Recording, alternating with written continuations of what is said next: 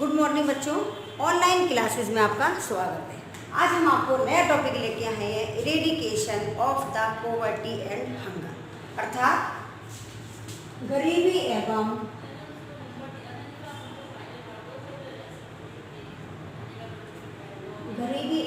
भूख का उन्मूलन।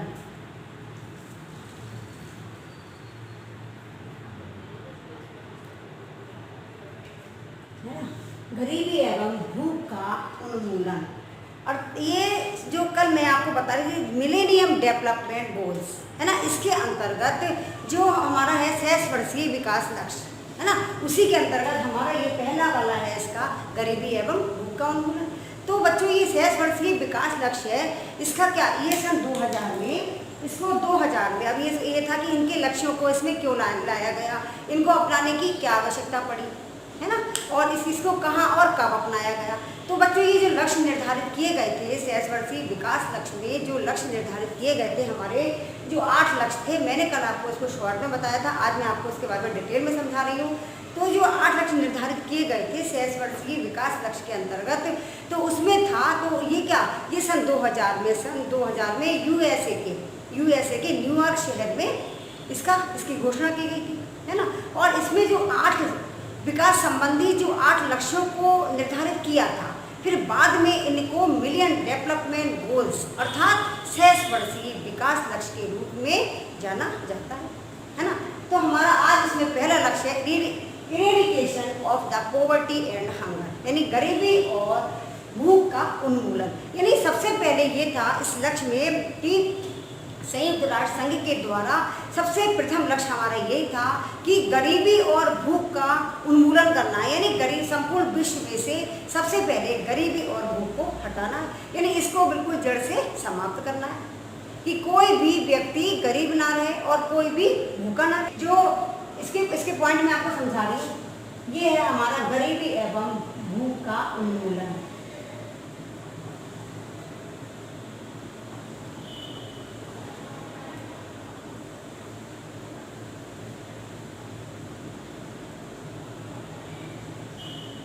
गरीबी एवं भूख का उन्मूलन है ना। तो इसमें गरीबी एवं भूख का उन्मूलन है ना, तो इसमें क्या है बच्चों कि संपूर्ण राष्ट्र संघ का जो प्रथम लक्ष्य है गरीबी और भूख, तो इसको जो है हमें संपूर्ण विश्व से समाप्त करना। कोई भी व्यक्ति भूखा नहीं रहेगा, गरीब नहीं रहेगा, इसलिए जो निर्धारित किया कि सबसे पहले उन व्यक्तियों की दशा सुधारी जाएगी। सबसे पहले उन व्यक्तियों की दशा सुधारी जाएगी जो प्रतिदिन बहुत कम आय में काम करते हैं, जैसे जो कि प्रतिदिन जो है $1.25 से कम या इसके बराबर धनराशि कमाते हैं। तो पहले उन व्यक्तियों की दशा सुधारी जाएगी कि उनको उनकी आर्थिक आय में जो है वृद्धि हो, उनकी आय में वृद्धि करके फिर उनको गरीबी से मुक्त किया जाएगा, जिस प्रकार गरीबी और भूख का उन्मूलन होगा। तो इसीलिए इस लक्ष्य को प्राप्त करने के लिए संयुक्त राष्ट्र ने अनेक क्षेत्रों का भी विकास किया है ना, अनेक क्षेत्रों का भी विकास किया। इसमें क्या है, इन क्षेत्रों का विकास करने से इस लक्ष्य को प्राप्त किया जा सकता है कि गरीबी एवं भूख को हम कैसे हटाएं। तो सबसे पहला हमारा आता है गरीबी के अंतर का उन्मूलन है ना। पहला आता है हमारा गरीबी के अंतर का, गरीबी के, या लिखते जाइएगा बच्चों, गरीबी के अंतर का उन्मूलन।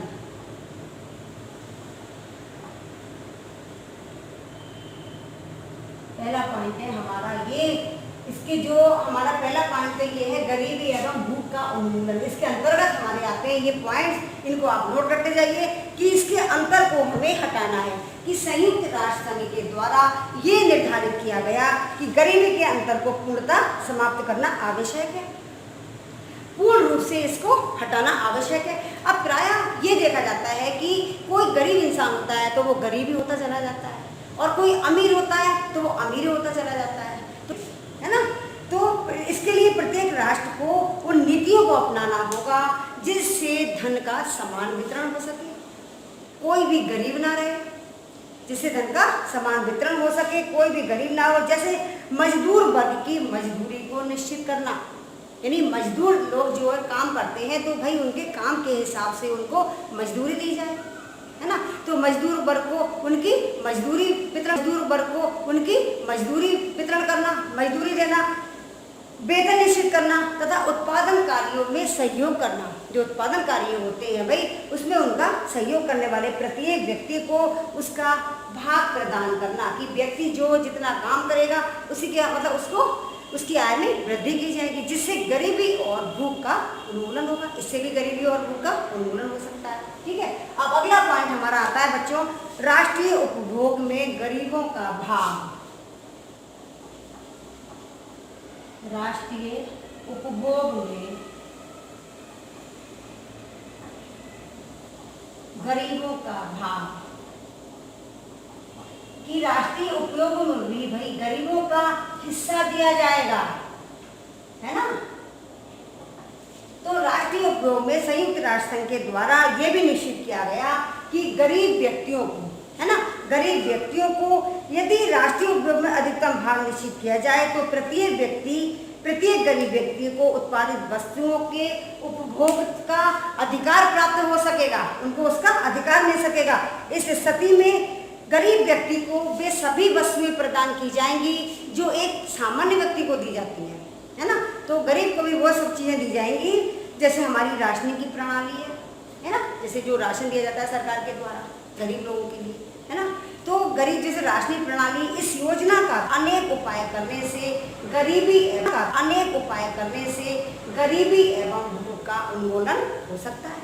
ठीक है, अब प्रति व्यक्ति आय में वृद्धि। नंबर 3, प्रति व्यक्ति आय में वृद्धि।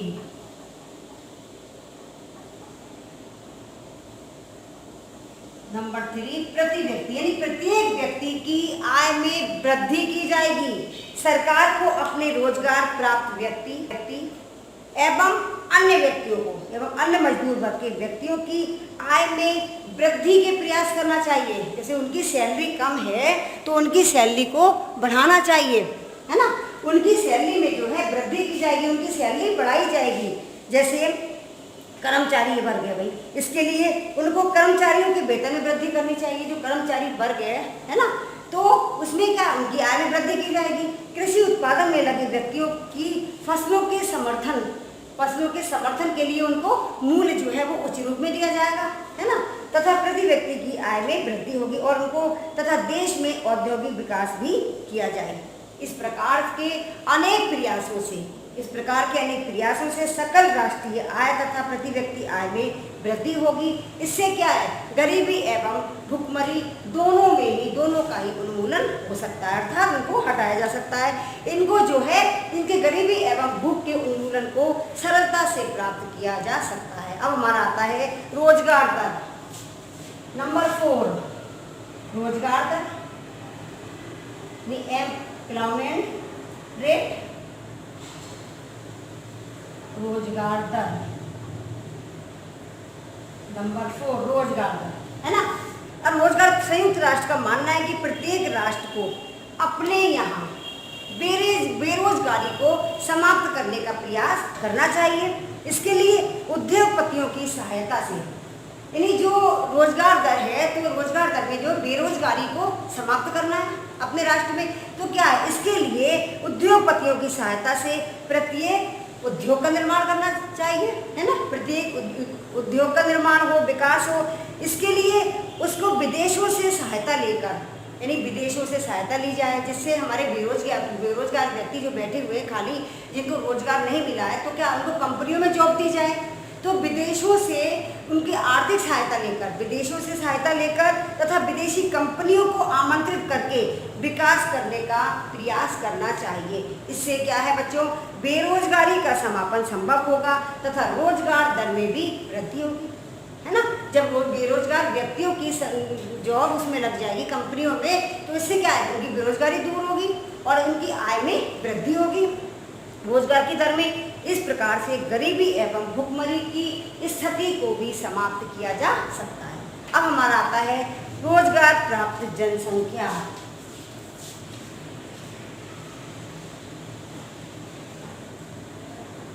रोजगार प्राप्त जनसंख्या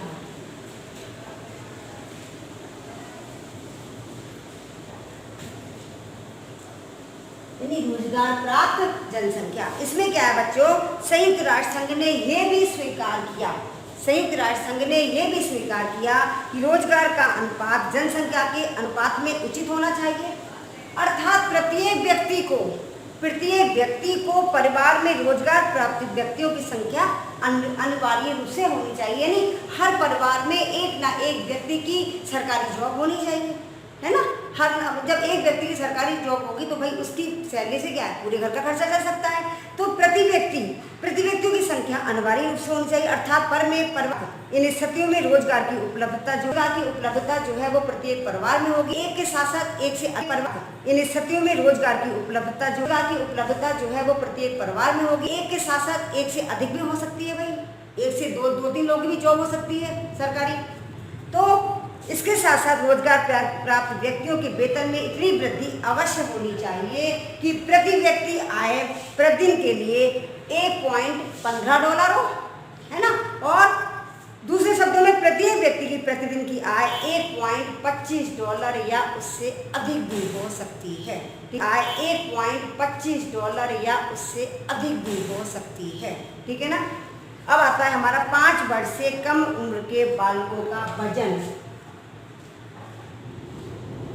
5 वर्ष से कम बालकों का वजन।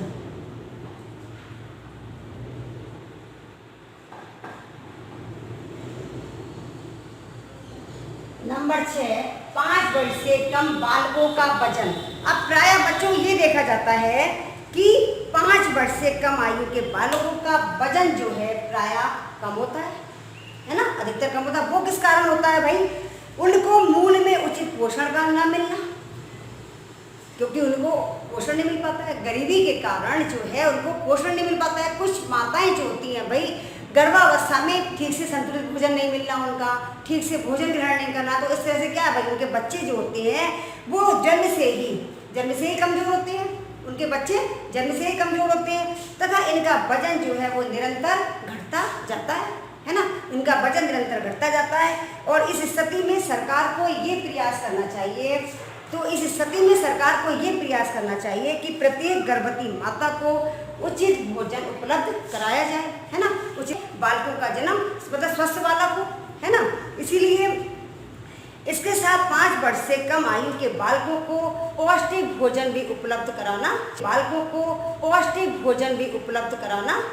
उनको पौष्टिक भोजन की व्यवस्था होनी चाहिए।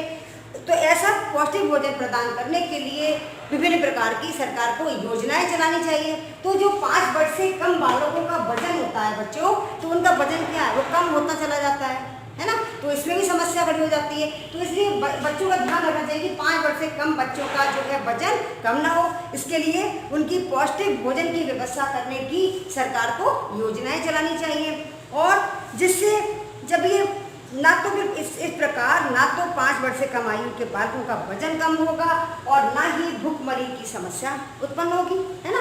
अब हमारा अगला आता है जनसंख्या एवं संतुलित भोजन अनुपात। जनसंख्या एवं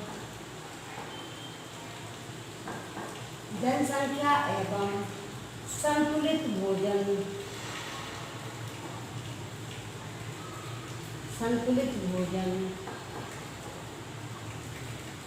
जनसंख्या एवं संतुलित भोजन अनुपात।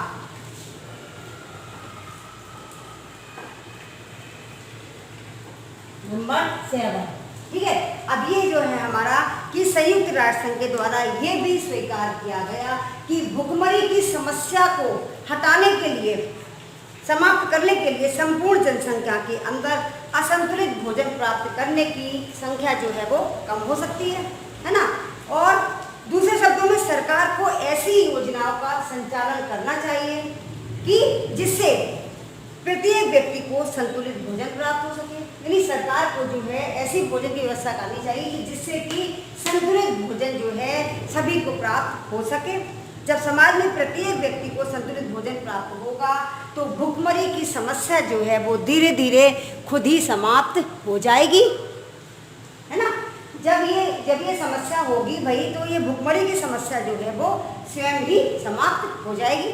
तो सरकार को इस बात का भी विशेष ध्यान रखना चाहिए कि भाई जिससे 5 वर्ष की आयु के बच्चे हैं भाई, इनका वजन कम नहीं होना चाहिए, है ना। इनके भी लिए भोजन की व्यवस्था करना है, संतुलित भोजन प्रदान करना है। तो इस तरह की व्यवस्था सरकार को करनी चाहिए।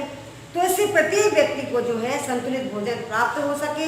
जब समाज में प्रत्येक व्यक्ति को संतुलित भोजन प्राप्त होगा तो इस तरह की समस्या का सामना नहीं करना पड़ेगा।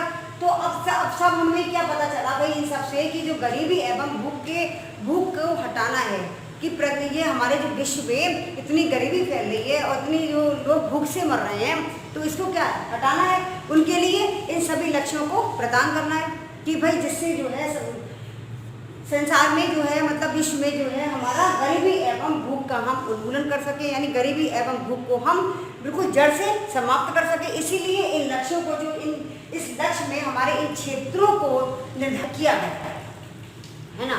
तो बच्चों, इससे ये स्पष्ट होता है कि संयुक्त राष्ट्र संघ ने सन 1990 से लेकर 1990 से सन 2015 के बीच गरीबी एवं भूखमरी संबंधित अनुपात, समस्याएं एवं कारणों को आधा करने का लक्ष्य निर्धारित किया, जिससे धीरे धीरे इनको आने वाले समय में पूर्णतः समाप्त किया जा सके, है ना। कि जिससे इन सब चीज़ों को हटाया जा सके भाई, गरीबी एवं भूख को हटा सके, जिससे सभी लोग अच्छा अपना जीवन व्यतीत कर सकें, है ना। तो इसीलिए हमने ये जो बताया है बच्चों, ये पहला पार्ट है, इसमें से क्वेश्चन आ सकते हैं। और जो हमने 6 वर्षीय विकास लक्ष्य में 8 लक्ष्यों को निर्धारित किया, तो उन लक्ष्यों में बच्चों क्रम से ही आपको पढ़ना पड़ेगा।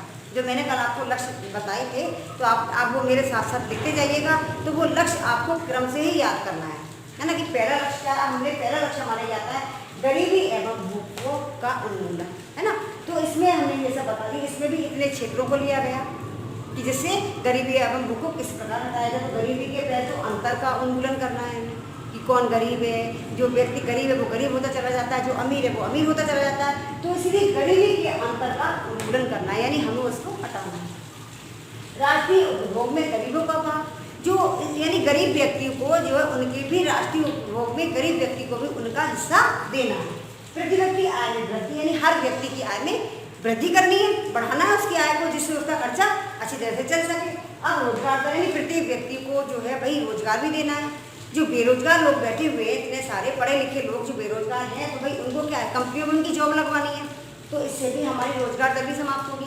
उनको प्रत्येक घर में एक व्यक्ति की सरकारी जॉब तो होनी जरूरी है ना। इस तरह से भी इसको हटाया जाता है। 5 वर्ष से कम बालकों का वजन, तो इसमें जो है भाई उनका भी ध्यान रखा जाए, जिससे 5 वर्ष से कम बालकों का वजन ठीक होना चाहिए, उनका वजन ठीक होना चाहिए, कम नहीं होना चाहिए। भैया उनके खाने पीने की व्यवस्था करना है, वो सभी सरकार को करना चाहिए। जो हमारे 8 लक्ष्य निर्धारित हुए हैं, जनसंख्या एवं संतुलित भोजन अनुपात, यानी सभी को संतुलित भोजन प्रदान करना चाहिए, जिससे जनसंख्या में कोई कमी नहीं है, ठीक है ना।